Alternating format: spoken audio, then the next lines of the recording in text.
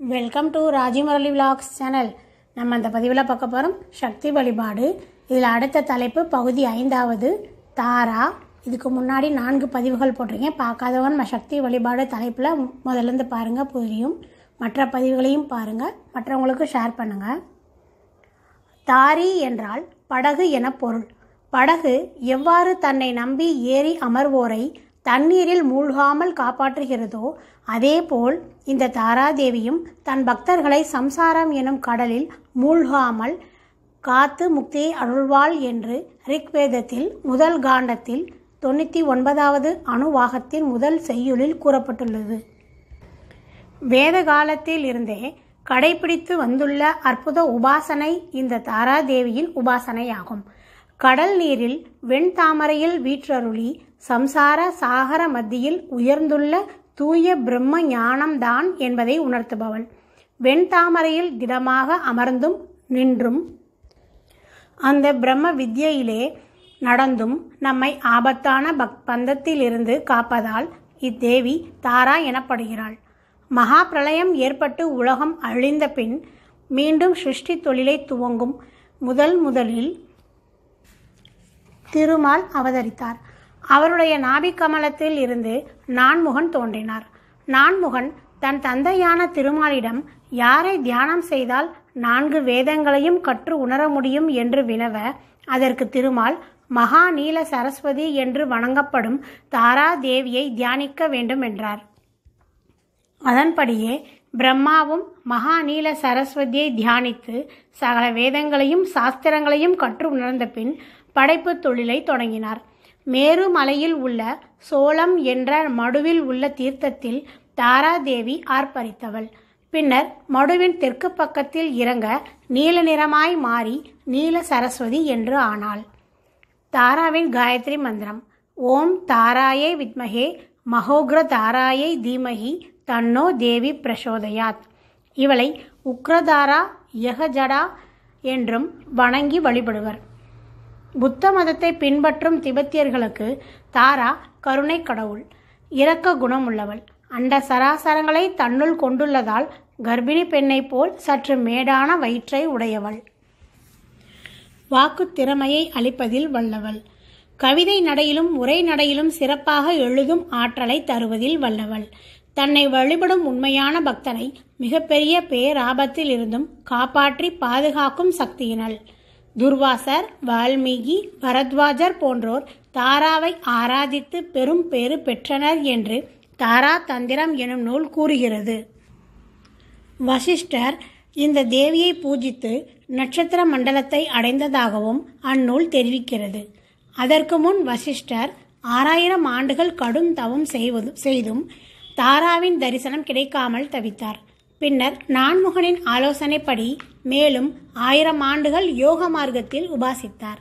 ஆனாலும் தேவி தோன்றாததால் தாரா மந்திரத்திற்கு சாபமிட்டார். உடனே தேவி தோன்றி, என்னுடைய பூஜா முறையை அறிந்து கொள்ளாமல் உபாசித்தீர்கள். சீன தேசம் சென்று அங்கு விஷ்ணுவின் வடிவில் அமர்ந்திருக்கும் புத்தரின் உபதேசப்படி என்னை வழிபட்டு என் அருள் பெறுவீர் என்று கூறி மறைந்தாள்.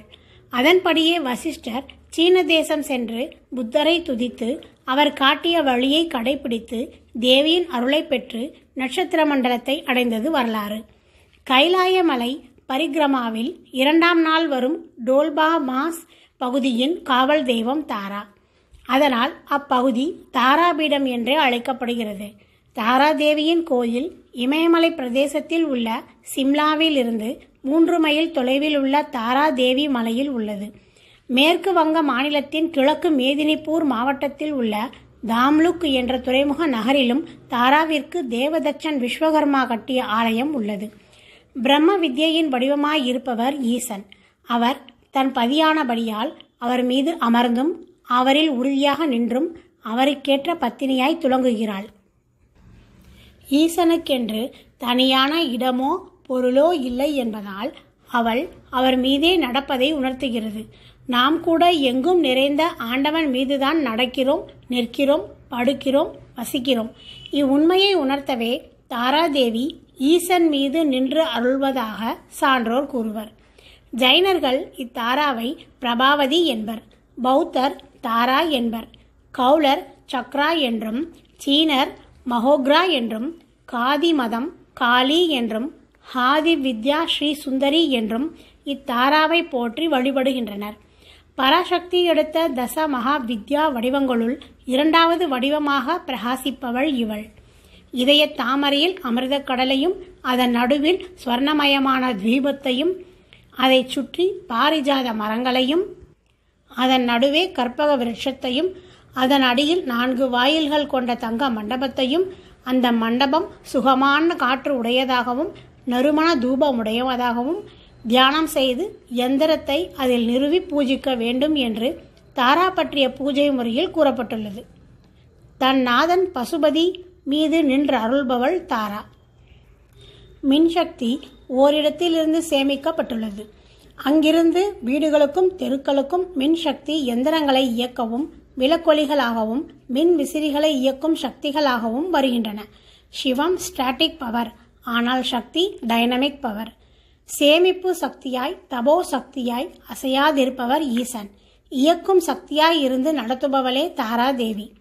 சிவமே ஆதாரம் என்பதை தாரா அவர் மீது நிற்பதிலிருந்து விளங்கும். தேவி அமர்ந்திருப்பது நிலையுள்ளதாயும் ஸ்திரத்தன்மையையும் குறிக்கும். நிற்பது உலகை காக்க சித்தமாவதை குறிக்கும். நடப்பது அவள் திருவருள் புரிய வருகிறாள், எங்கும் நடமாடுகிறாள் என்பதை குறிக்கும். அதனால்தான் ஆலயங்களில் தேவியை அமர்ந்த கோலத்திலும் நின்ற கோலத்திலும் அலங்காரங்கள் செய்கின்றனர். உணர்வுகள் நசிக்கின்ற பேர் உணர்வு வடிவினள் என்பதை உணர்த்தவே தன் காலில் சிவத்தை மிதித்த நிலையில் தோற்றமளிக்கிறாள்.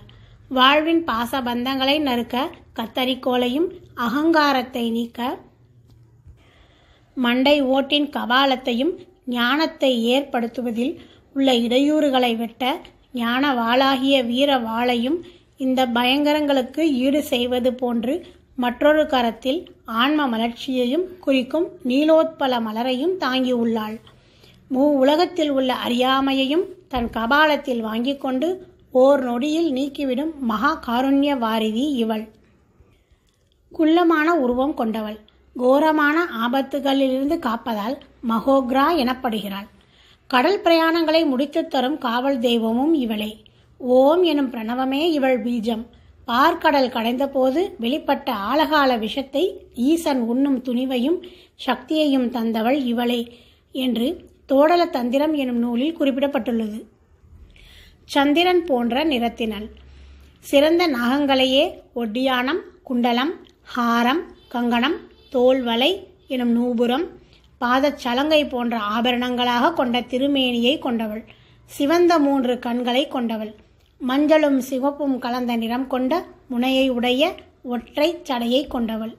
அசையும் நாக்கினள். தெத்திப்பற்களுடன் கூடிய விசாலமான முகத்தினள். இடையில் யானை தோலை ஆடையாக தரித்தவள். முண்டமாலை தரித்தவள். ஒரு காலை முன்னும் ஒரு காலை பின்னும் வைத்தருள்பவள். 5 வெண்ணிற எலும்புகளை அணிந்த நெற்றியினள். காளிகாண்டம் 12ஆம் படலத்தில் இந்த தாராதேவியின் பெருமைகள் பேசப்படுகிறது. யோகம் என்பது தாரா யோகமே. ஜபம் என்பதும் தாரா ஜபமே. மகா மந்திரம் என்றால் அது தாரா மந்திரமே. இந்த மந்திரத்தை உபாசிப்பவனே மகாபாக்யவான். அவனே ஞானி, அவனே சீலன். காஷ்மீரில் பிறந்த குழந்தைகளுக்கு பிறந்த 3 நாட்களுக்குள்ளாக தாராவின் மற்றொரு எழில் வடிவமான நீல சரஸ்வதியின் மந்திரத்தை தேனில் எழுது குச்சியை கொண்டு நாவில் எழுதிய தாய்மார்கள் இருந்ததாக கூறப்படுவது உண்டு. அவர்கள் பிற்காலத்தில் காஷ்மீரி பண்டிட் என்று சிறப்புடன் திகழ்ந்ததற்கு அதுவே காரணம் எனவும் நம்பப்படுகிறது. லலிதா பரமேஸ்வரியின் 19ஆவதான மனோமயமான பிராகாரத்தில் இத்தேவி வாசம் புரிகிறாள். இந்த மகாசக்தி தன் பதியுடன் சந்தோஷமாக அருளும் இடம் அது. அவளுக்கு பணிவிடை செய்ய ஆயிரக்கணக்கான தோழிகள் உள்ளனர். செந்நிறம் கொண்ட கப்பல்கள் ஆயிரக்கணக்கில் அங்கு மிதக்கும்.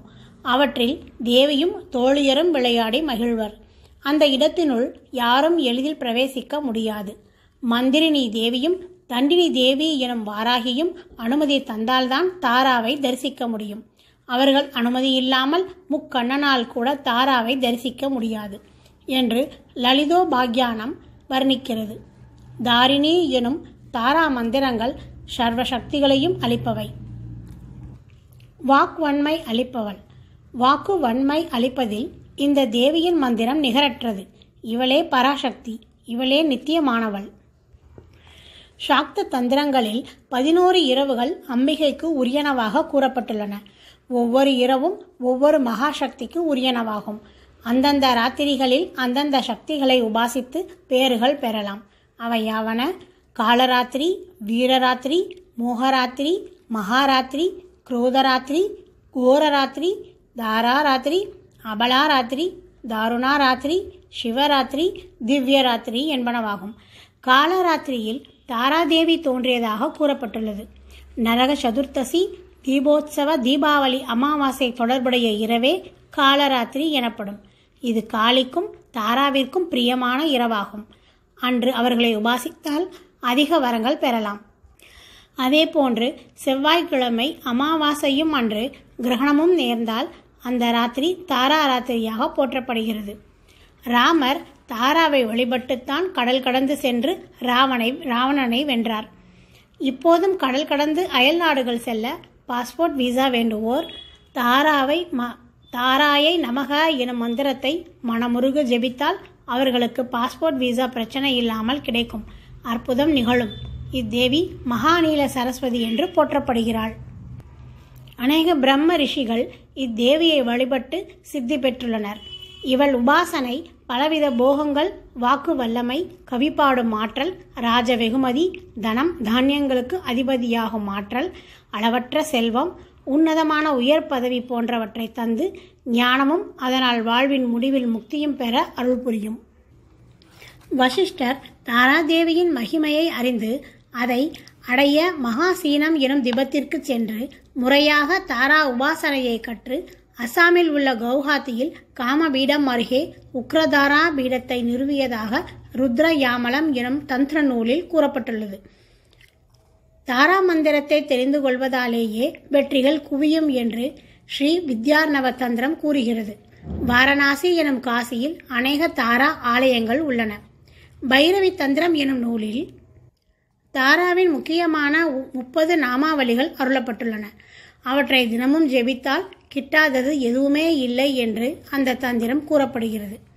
தாரிணி, தரலா, தாரா, திரிரூபா, தரணிரூபா, ஸ்வத்வரூபா, மகாசாத்வி, சர்வஜன பாலிகா, ரமணீயா, ரஜோரூபா, ஜெகசிருஷ்டிகரி, பரா, தமோரூபா, மகாமாயா, கோரரூபா, பயானகா, காலரூபா, காளிகாக்கியா, சித்தலக்ஷ்மி, பிரம்மாணி, பத்ரகாளி, மகாலயா, ஆனந்தா என போற்றி தாராவின் தாள்களை பணிவோம். தடைகளை தகர்ப்போம். மங்களங்கள் தங்க அந்த மங்கை நல்லாளை துதிப்போம். ஓகே ஃப்ரெண்ட்ஸ், இந்த பதிவு பிடிச்சிருந்தா லைக் பண்ணுங்கள், கமெண்ட் பண்ணுங்கள். அடுத்த பதிவு லலிதா திரிபுர சுந்தரி அடுத்த பதிவில் பார்ப்போம்.